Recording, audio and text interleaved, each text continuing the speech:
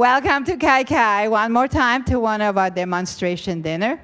And tonight I'm very excited to have with us Executive Chef Zach Bell from Lost Tree Club.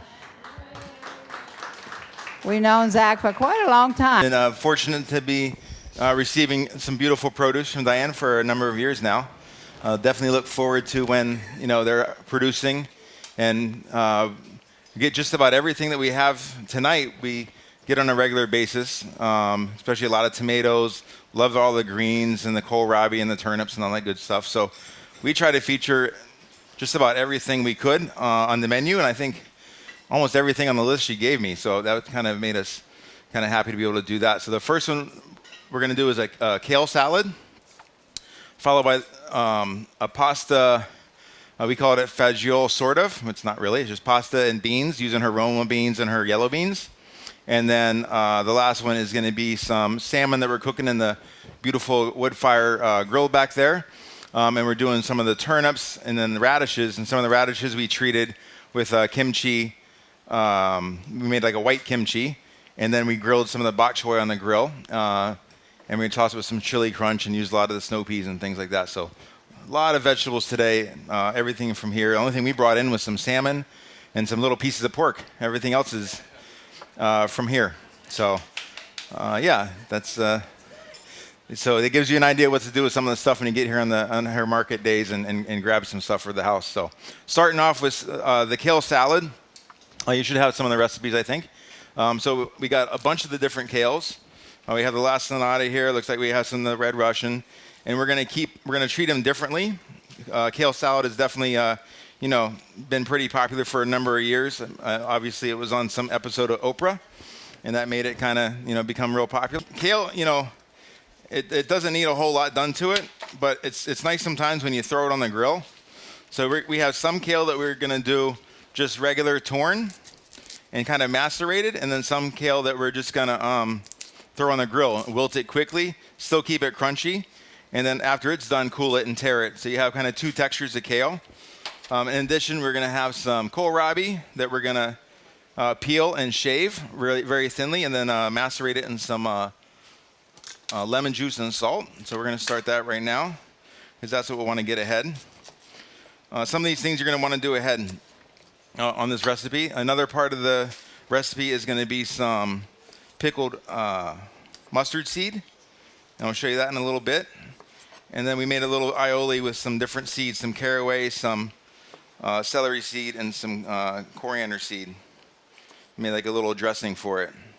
So being kale and kohlrabi, it kind of took me like mentally to like Eastern Europe, and so that's where I kind of came up with using that kind of caraway kind of vibe. Turn that down a little bit. Not very hot oil. I hope. So we have our kohlrabi. We just kind of peeled it. With kohlrabi and turnips, turnips especially, I use a knife because there's kind of like two layers of skin almost. There's the skin, and then a little piece that you want to get off that tends to be a little bit more bitter. And so we'll use a knife to peel our turnips a lot of times. Actually, not with hers, because hers young ones are so thin they don't have time to develop that second one. But when you get regular turnips, I usually use a knife to get that second skin. And then we use a Japanese slicer, real thin, and we just kind of go as thin as we can, but still being able to get a full slice. So it takes a few tries to find that right thickness. Do a couple of swipes, a little bit more. And then these things are nice, but they like to readjust themselves periodically. So you'll start right on, and about 17 slices later, you're gonna say, oh, what happened? So you kind of have to keep stopping and checking, making sure it's where you need it to be. So there we go. Now we're making progress.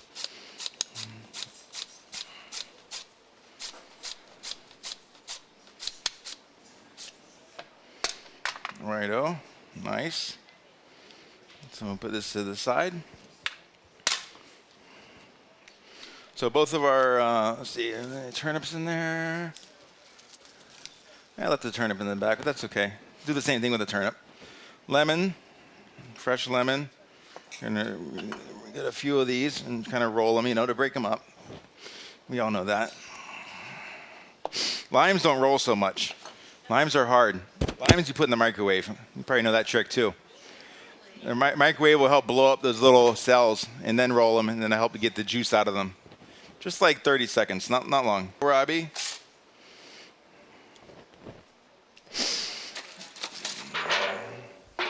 We're just gonna put in a kind of a bowl. Get a nice amount of salt. That'll help break it down. You're gonna squeeze it later, so you're gonna kind of use more salt and lemon than you typically would season something with. And just lots of lemon juice.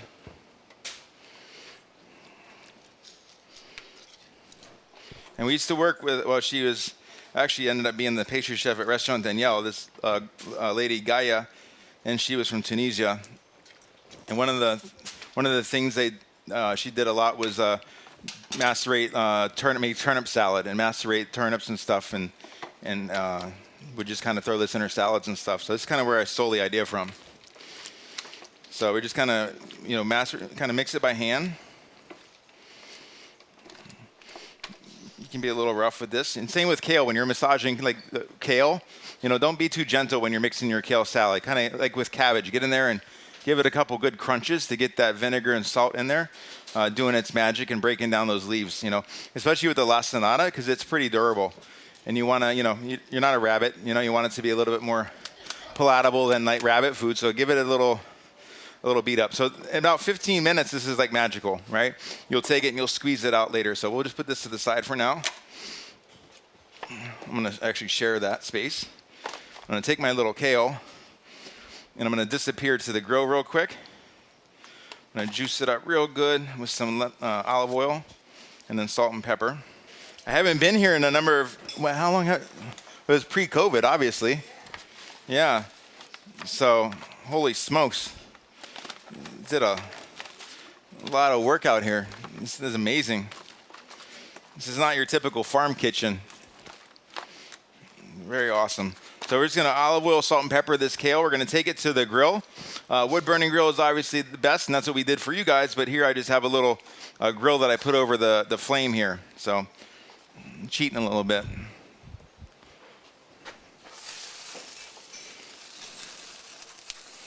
So I'll bring it over here in a second and show you, but it's gonna go on quick, really just to wilt a little bit and get some char. So, bitter is a flavor too, right? It's one of the four. So, you wanna get a little bit of, try to get a little bitter element in some dishes, especially first course dishes where they're kind of cleansing. Just quickly, all the water will start popping out and cooking out. It'll get tender, you can hear it. I'll put my face to it. You hear it?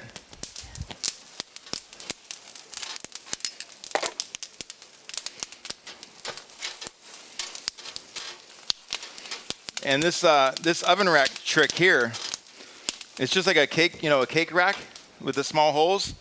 And so when we're cooking on the grill at the restaurant or like a wood burning grill at home, say, and you have the long kind of bars, when you're cooking things that are small, they'll fall through the bars a lot on you. So take this little baking rack, sacrifice one for your grilling rack, and then throw that on top of your regular grill. And then you can just kind of move your beans and all the stuff that would typically fall through.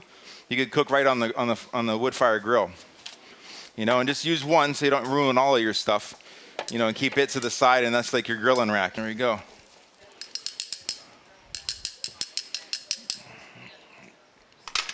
So we have some grilled, I don't know what you guys see. Do you see it? All right, a little grilled kale. Some big, beautiful leaves of, she's got the best greens. We do fried chicken Sundays at the club, so we get fresh collards every week. Love it. Well, Clay does fried chicken Sundays at Buchan during the summer, so you can go there. It's super awesome as well. So I'm cleaning up some of my kale, just breaking it up here. I'm going to keep it in the pile here. And we're going to glance over one of these recipes for a second. One of these additional recipes. One is the pickled mustard seed, which is a cool little thing you can make and keep for a minute, What you do essentially is you're going to take good old-fashioned mustard seed right out of the jar. You're going to put it in some water and then bring it to a boil. and let it boil for 30 seconds or so. Then you're gonna go get your strainer that you left over here. And then you're gonna strain it.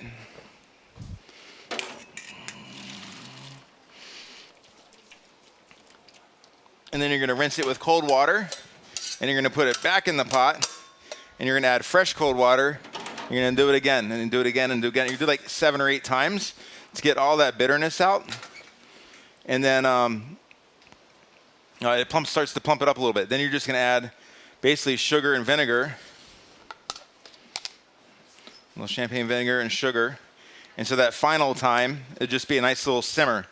And so you're basically making, I don't know, almost like candied, I guess. Sweet and sour pickled mustard seed. So vinegar, water, sugar, and salt. A little bit of salt.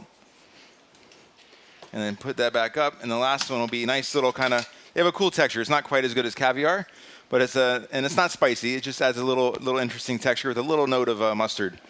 But texture is kind of fun in salads. So just another way to do it. And again, you can do a whole container of it, and you're only going to use a teaspoon or so at a time, but you just keep it in that little kind of almost syrup that you made and keep it in the fridge, and it'll stay for a good amount of time.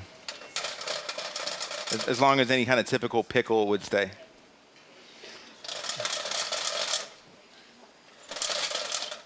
So I already did the other 7 times, so I didn't want to have you watch me do this 7 times. So that's the pickled mustard seed, and we'll turn that off to let it kind of cool and get to it later.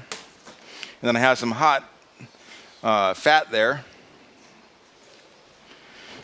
and we have some bacon, pork belly. And you can you can buy little chunks of slab bacon at the store. If you, we did ours fresh.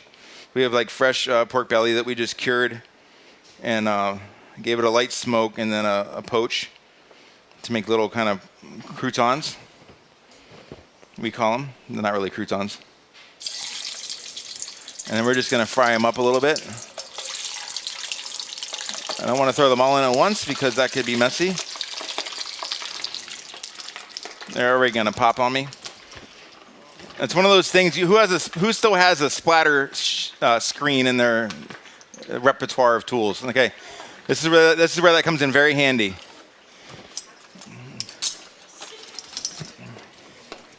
You're like, why do I need this? I never use it. And this is why. Right there. Okay, we're gonna just watch out for that thing. Okay. Well, that's getting crispy. We have our little grilled kale, and we're going to cut it in the bite-sized pieces like a normal salad.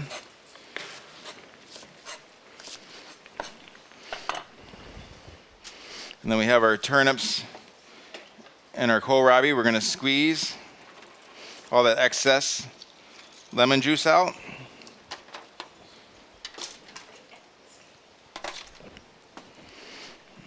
And then we had our kind of our fresh kale. And this is the other one. Looks like the red Russian, which is more tender of a leaf. Doesn't need beat up as much as the la sonata. So we'll add our charred kale in with that. We have our kohlrabi and our turnip.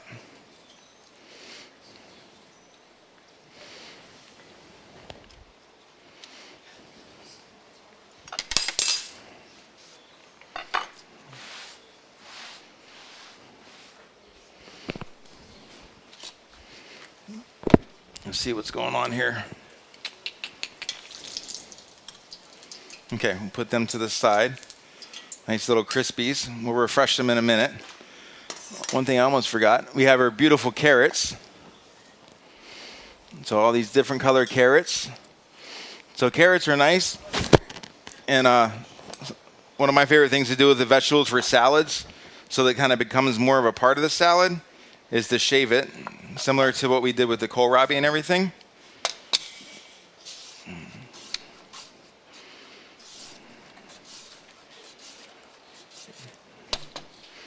And if you want, after you shave them, you can put them in ice water. That'll give them a little curl, right? Or you just put them in fresh, either one. So that adds like just fresh, untreated, so just fresh sweetness, right? So you have bitter, kind of the bitter char. You have the kind of acidic, salty kind of turnip. Then he has a nice sweet carrot. All right. We're going to add a couple bits of our mustard seed now to toss in there. We'll just kind of spoon a little bit of the liquid off.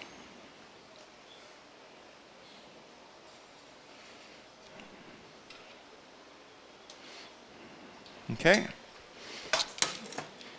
And then I didn't really go through the recipe, but it's just a straight up recipe for the vinaigrette, which is just a creamy celery seed aioli or mayo. That's just a fancy word for mayo. And it's just, we have Creole mustard in it, the 3 different seeds, the celery seed, cumin seed, and caraway. Lemon juice and egg yolk, that kind of stuff. Very simple. We'll just dress that action. This is like perfect. I love the sound of the rain here. So we're just going to gently kind of mix this baby up. This is like 4 days worth of vitamin C and iron and all that good stuff. Beta carotene. Your doctor will be very happy. So we try to get a little bit of everything to make sure they kind of experience the whole kit and caboodle. Make sure to top it with some of the carrots and goodness. Then we have our little hot croutons of pork belly, because what makes a better crouton than pork belly, right? And so that's our first little farm salad. I'm gonna run in the back and make sure that they're on point and they're coming right out, okay?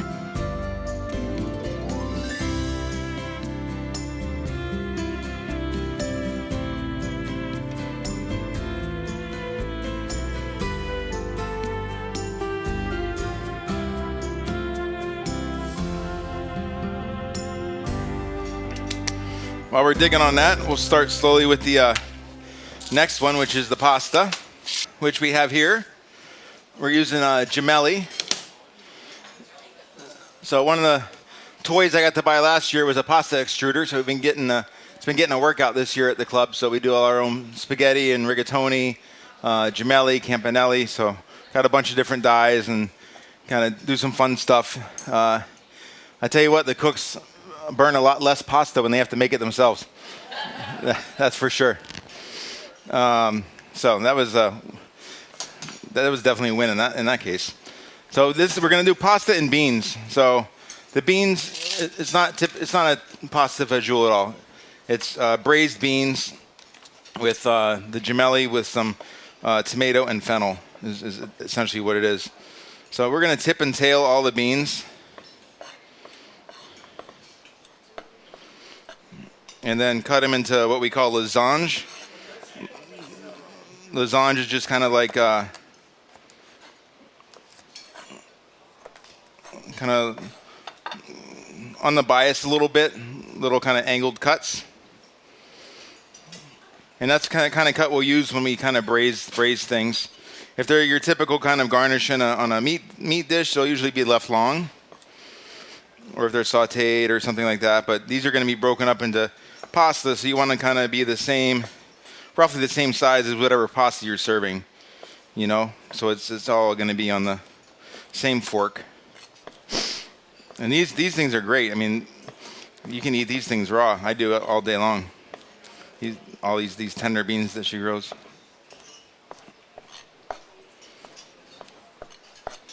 Okay, that's probably enough to demo with. All right, put those to the side for now. This requires a couple things to be done the day before. If you're going to make your pasta, you can do it the day before. If you're going to go to the Publix and buy your pasta, or Joseph's or Carmine's, then you might want to do that the day before as well. Nice, beautiful fennel.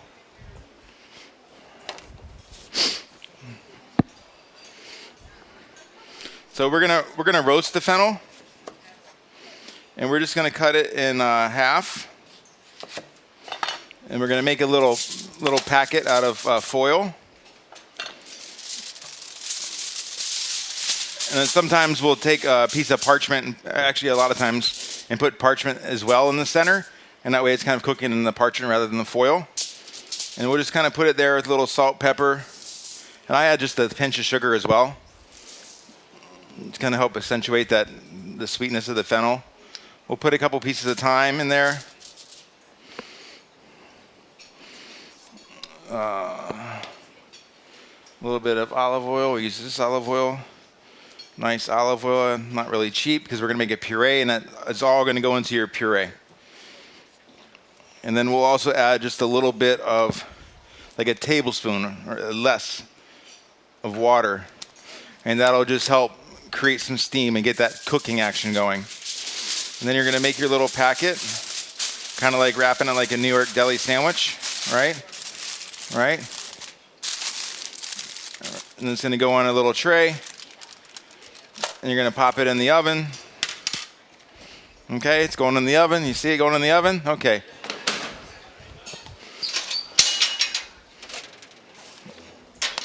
Oh, look. Here it is, an hour and 15 minutes later.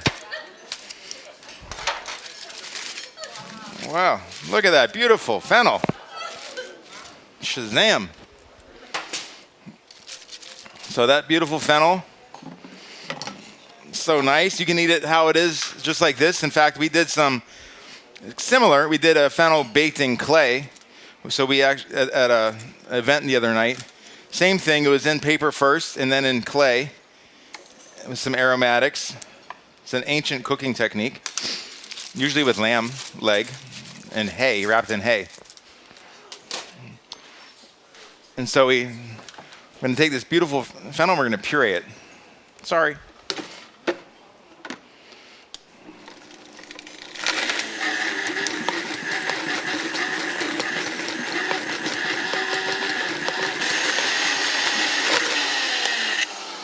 Okay, done.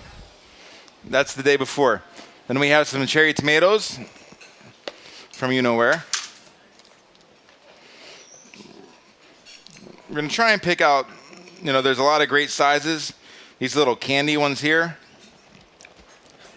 you just kind of keep to yourself.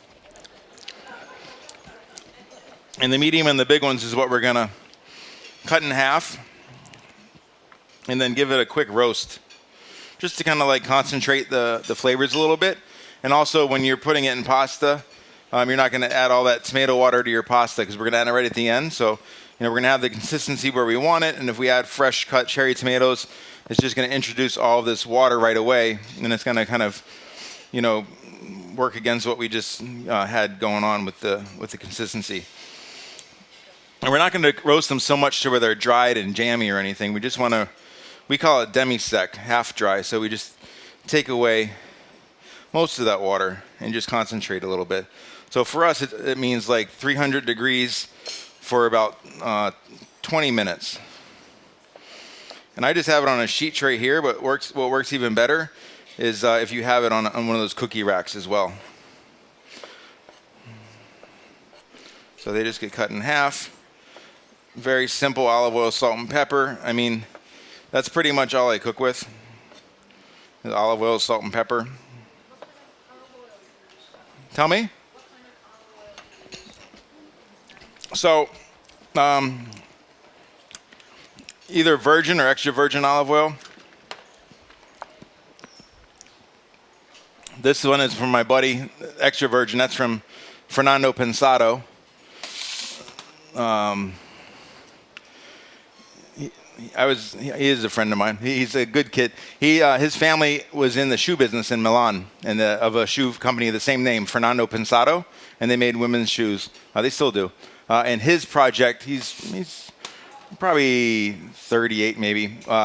So they also have an olive orchid, or whatever it's called, and he started working that and doing that as kind of a hobby, and then started selling it, and it started doing really well.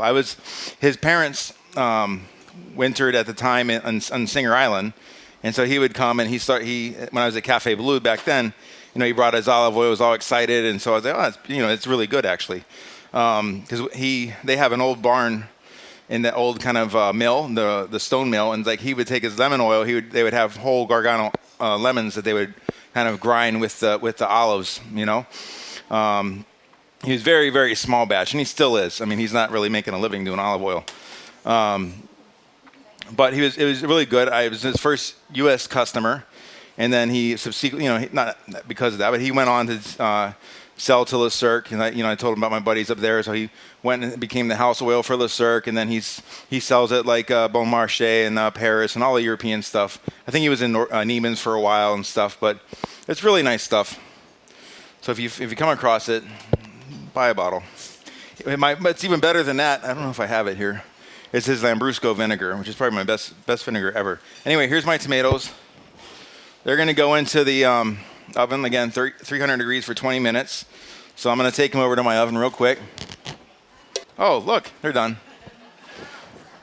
So they're just kind of nice, half dry, and they're going to fold nicely into the pasta when we go to make it. We have our pre-prep, right? So we have our fennel puree, did that the day before. We had our tomatoes, we did the day before, put them in a little airtight container, put them in the fridge. And then it comes time to making the pasta. So we are going to have our little pan here, and we're going to start making the sauce. In the other burner, we're going to have our water. So it's going to be our pasta water.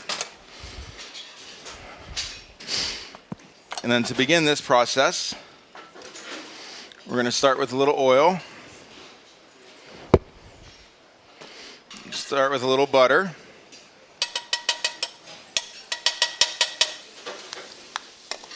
And then add some sliced shallot. We're going to start pretty slow. We don't want to go too fast. We're going to do some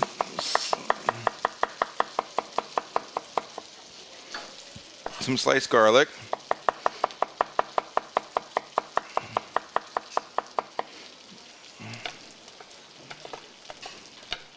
So Goodfellas thin, right? And then we have a little bit of, you guys know that Calabrese chili? So the Calabrese chili, usually you'll find them at like Joseph's, I think has them, maybe Doris's.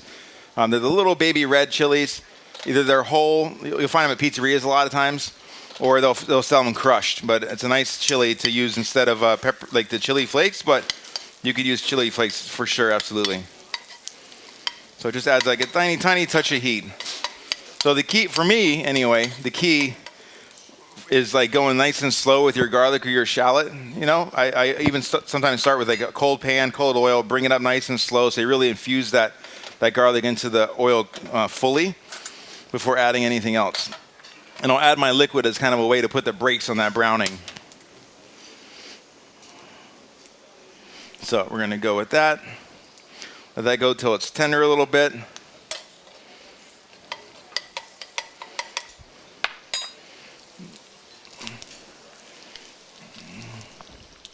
We're going to add our beans to it with some salt and pepper.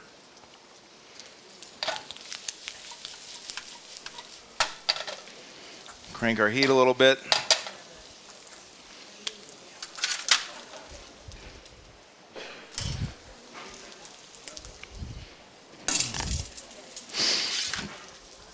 And then whether or not you use chicken stock or veg stock, oh, you know what I like to put actually? I love thyme. So I put strip a little bit of thyme in there. Not too much.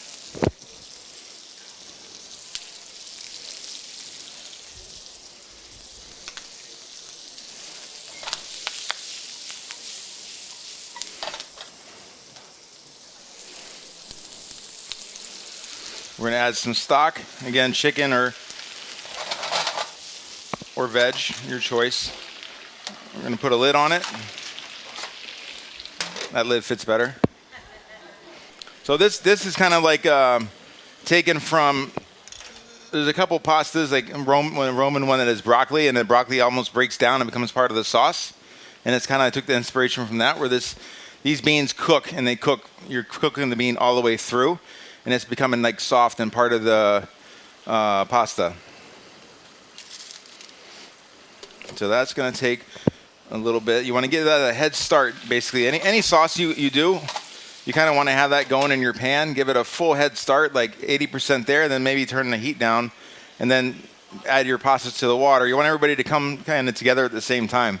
So your sauce is just about there. You pull it off, or you turn the heat off if you have gas. Then you add your pasta. You get it cooked, and as soon as it's cooked, you just scoop it right directly into the sauce and finish it in the sauce.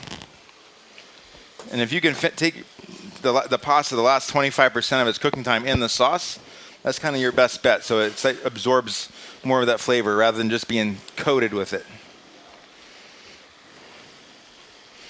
So we're going to give that just a little head start. I already seasoned my water. Add a little bit of our gemelli in there. It's not the strongest burner, but it'll get there.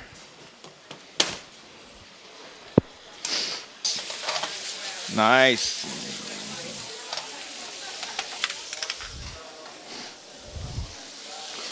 We're going to add a little bit of the pasta water to it. If we need to. We got our little cup of tasting spoons that we use. Every station has to have multiple cups of tasting spoons. Let's re-season a little bit.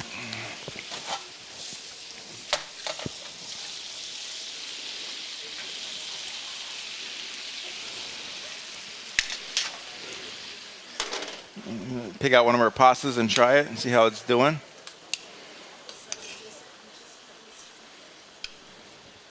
Woo. Okay. Just about there. This is my sink.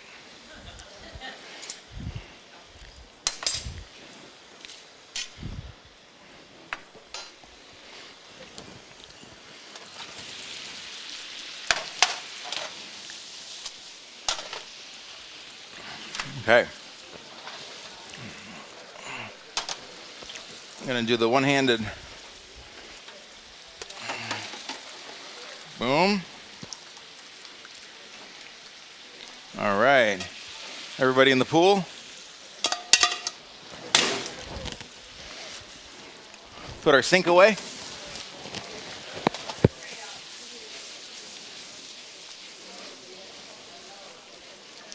Excellent. So we want our pasta to have some nice body, and that's where that little fennel puree comes into. Has a little fennel flavor. So add a little scoop of that fennel puree that we made. And you give that a toss. You might need a little help distributing, so toss it, mix it, toss it, mix it. Nice. I'm going to put our heat down just a little bit because it's a little crazy. There we go. I'm going to add our little tomatoes. Beautiful.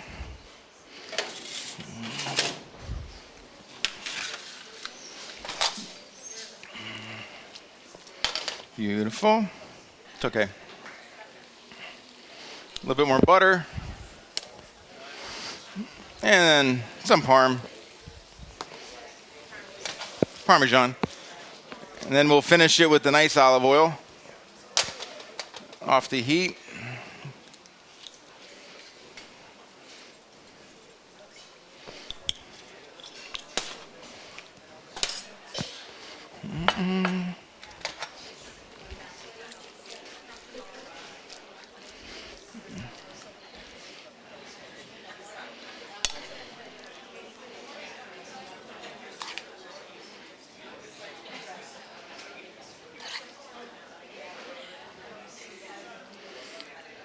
All right.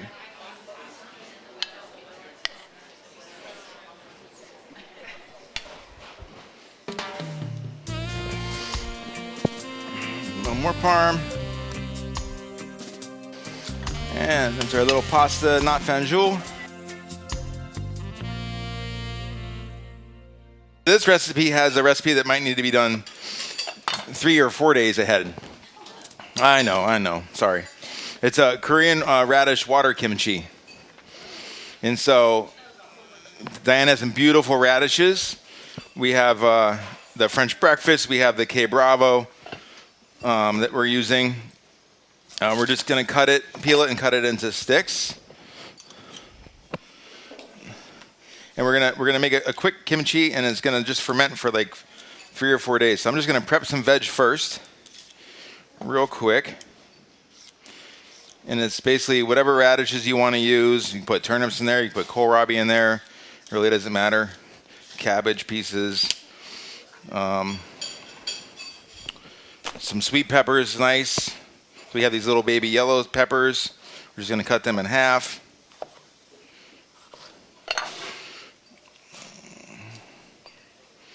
We got nice chunks of scallion. That's not from her. I cheated. So we're just gonna. You could just wash them. You don't have to take this off. You can take this off later when you go to use it. But I'm just gonna take it off so when we open the bottle, then it's all ready to go. So you can keep them big like this. Use the greens for something else. Got the little baby, we use the little baby peppers, or you could just do sticks. The bravos, we can just cut into nice sticks as well.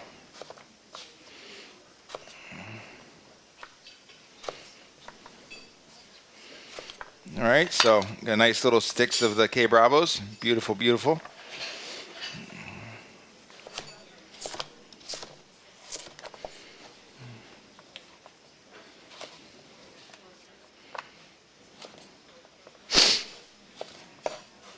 All right, so we got our veg prep. We're gonna put it to the side. Then we're gonna make, our brine. That's for our actual kimchi. So we have Asian pear, onion, ginger, apple, sugar, water, salt, yes, and garlic. So the recipe for this is the last recipe on this dish on your paper. So onion, Asian pear, got a little Fuji apple. We're gonna peel this onion.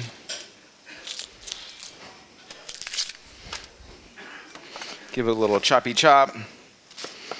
You don't have to be too crazy good at the chop because it's going right in here.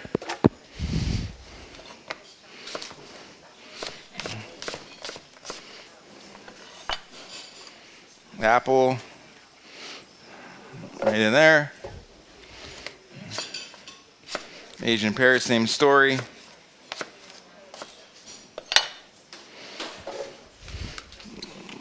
The garlic. Salt,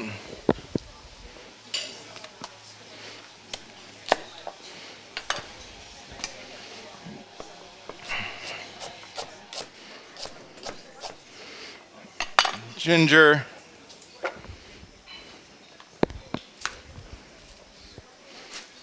and water.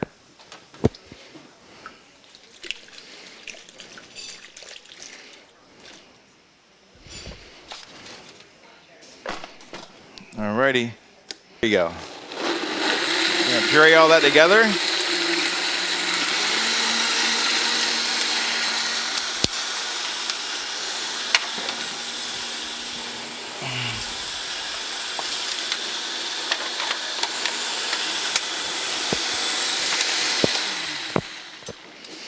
Alrighty. So we have this.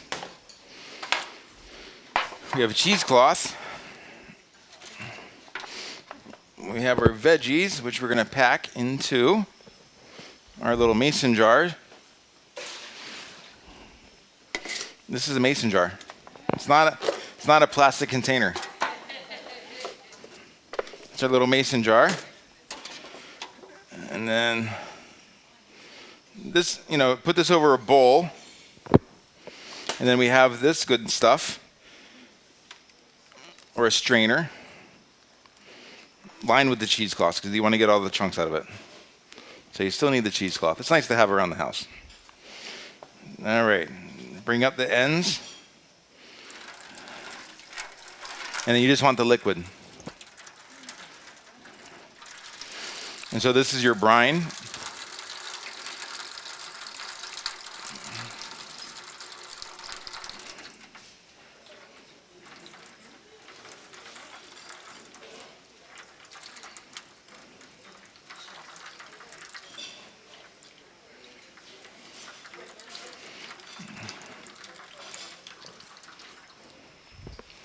That goes bye-bye.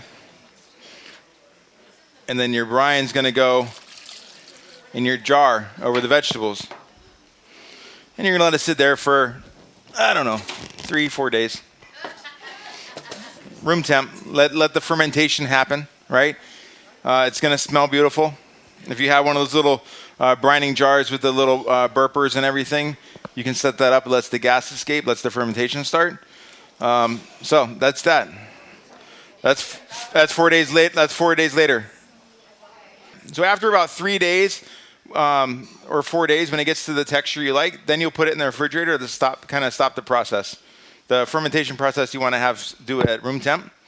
You have a lid. They make these fermentation jars that they don't make them at Amazon, but you can get everything on Amazon. And it has a nice little I forget what you call it, like a little burper kind of thing. So it has a little tube, allows the gas to escape. It has a water seal, then allows all this gas to leave. Or you can do it old school and have the big crock weighted down with the clay pieces, right? And it keeps it down in the liquid, because sometimes whatever is above the liquid can get mold. So you want it down into the liquid. But it's down into the liquid. It's doing its little process.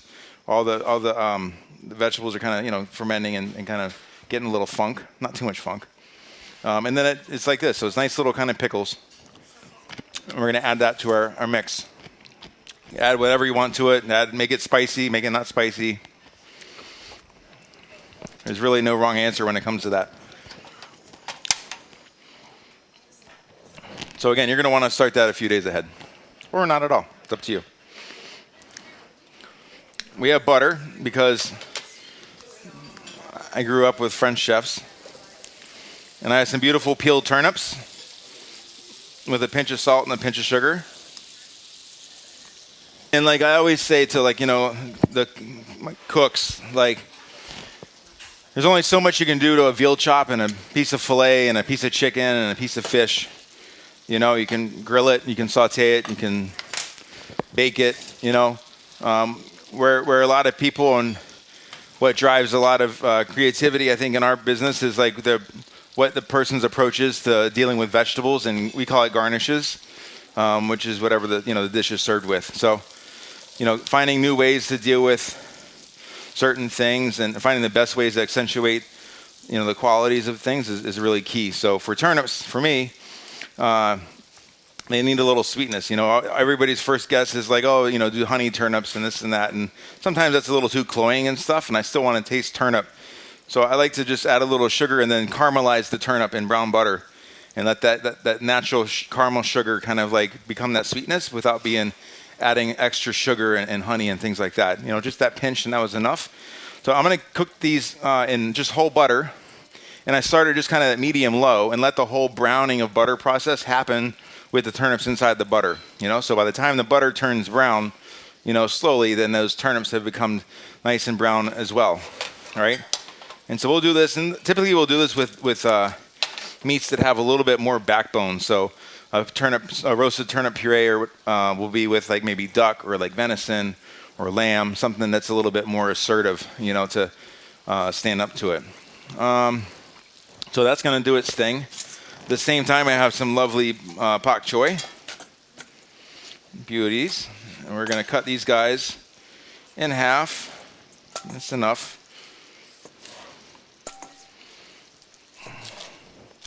I'm going to turn around and make sure our grill's still on. It is. And then we're going to get some olive oil, salt, and pepper, because that's my favorite seasonings.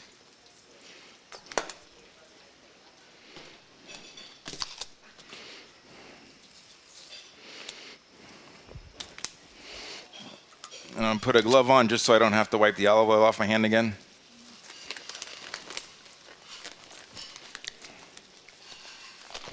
Alrighty. You guys come to a lot of these dinners? Who's first time? Anybody a first timer? Cool. Wow, really? No kidding. I don't think so. It's got to be, huh? Thank you. You got to have to come here more often. There's a lot of cool stuff happening.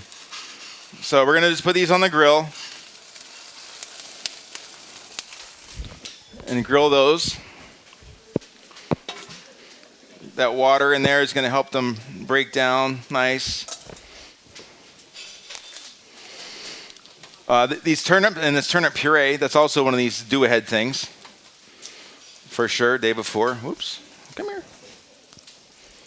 You're not eating that one, don't worry.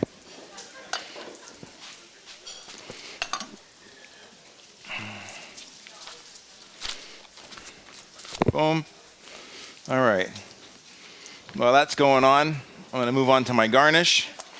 So we got bok choy back there. We have some turnips kind of cooking and trying to turn brown desperately. We have some watermelon radishes that we've already peeled. You guys, and who's not familiar with watermelon radish? Really? No problem. So here's why it's called watermelon radish.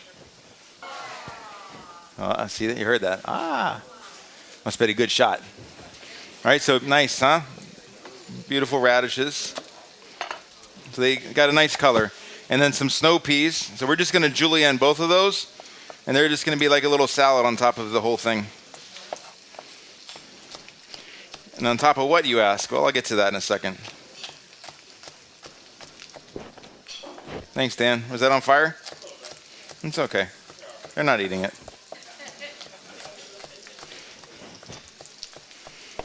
Was it really on fire? Okay.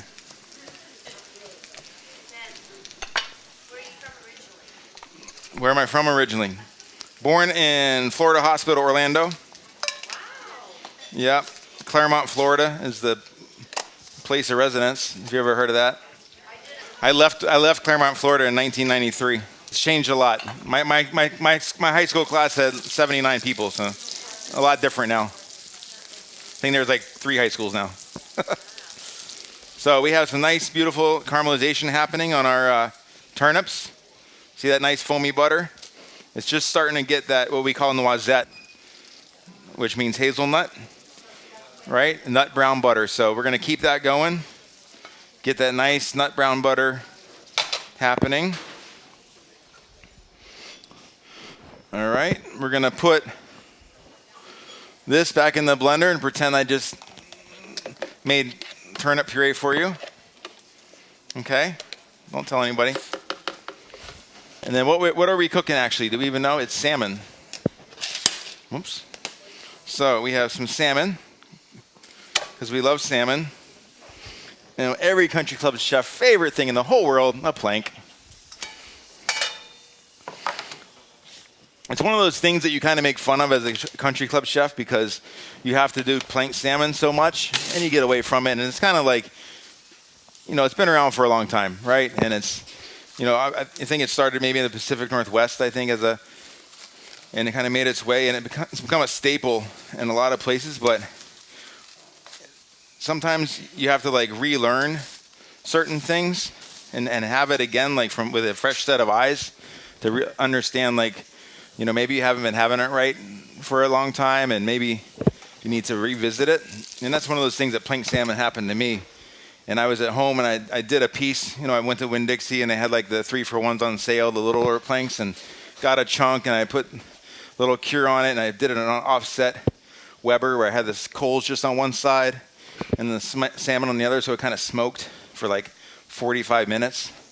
And it's probably the single best piece of fish I ever had in my life. And I was like, okay, planked salmon's legit. So I kind of fell in love with it again. And one of the keys that for salmon for me, it's a good trick, is to cure it a little bit. So we have a little chili flake, not much, and then just an even 50-50 brown sugar salt rub. Oh my God, he's putting so much on. It's okay. It's okay. I'm gonna rinse it off. So we just cure it for like 20 or 30 minutes. That's it. Depends on your size piece. If you're getting it, if you just have a couple pieces from Carmine's and you got 8-ounce portion cuts for yourself or 6-ounce, you're talking 10 minutes, 15 max. Rinse it off, and when I rinse it, I actually try to use water that might be a touch lukewarm, just to make sure the excess salt gets off of it. And it's, but what it does is it kind of seals up that salmon, firms it up a little bit, and it really does add a lot of flavor and keeps it a little juicier. So we're taking our caramelized turnips into the blender, and we're just gonna make the caramelized turnip puree. That's the one that you know I already have done. So I think it's been about 30 minutes. So we're gonna rinse off our salmon. We rinsed off our salmon. It's going on the way oversized plank. Yeah, little lonely guy. Home Depot has, in the grilling section, has the perfect sizes for a nice little slab.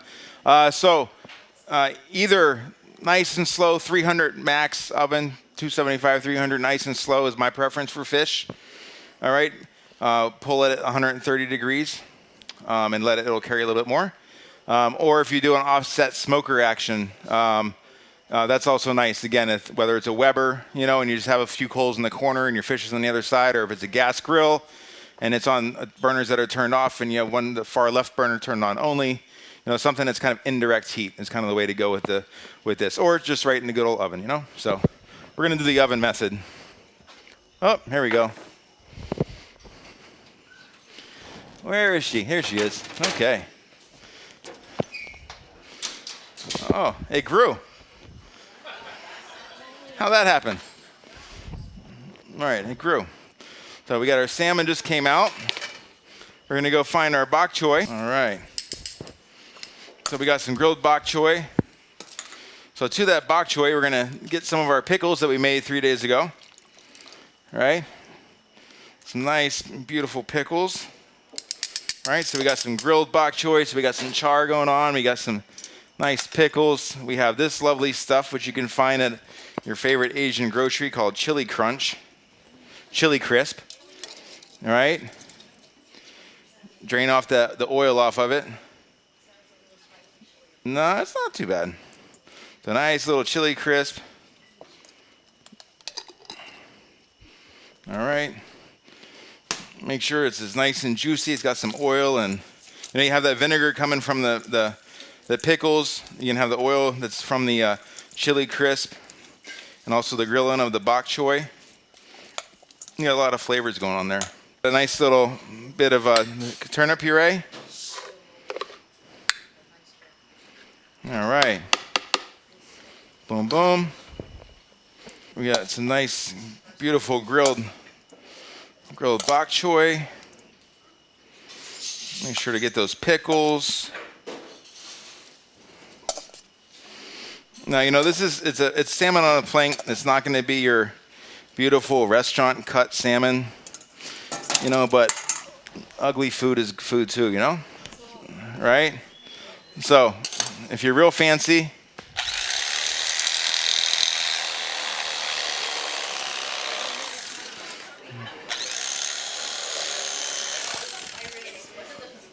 who knows how to use that? Where's the dads out here? All right, and you got your nice, beautiful piece of salmon, and then you have your little watermelon radish and snow pea salad. Just a little olive oil, salt, and pepper is all it needs. All right, and that's it. That is your salmon with a bunch of good kai stuff. All right.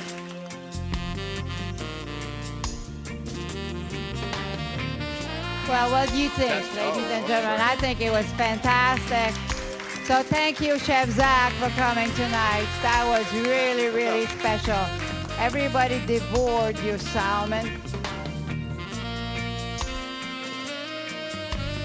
Cooking in the kitchen, rocking on the phone. At Kai's Music Bar.